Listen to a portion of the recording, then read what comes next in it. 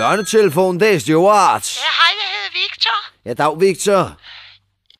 Jeg ringer, fordi jeg blev mobbet i skolen. Nå, hvordan mobbet?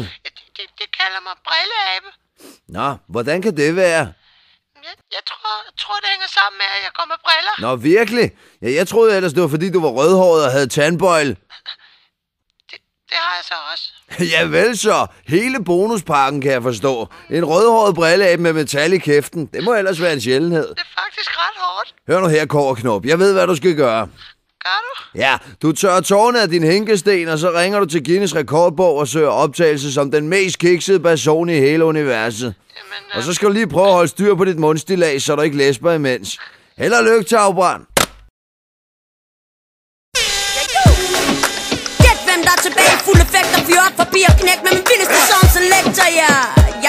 Ja, hold fast og giv den gas i dit palads. Så er der fast til den ass, check min stash og kom på plads. Jeg skruer lyden op for Gud og hver mand i det ganske land. Har det I mangler til den søde tand og folk der danser i mit kølvand. Yo, touch yo! Når vi først går i gang, står det fast, ja.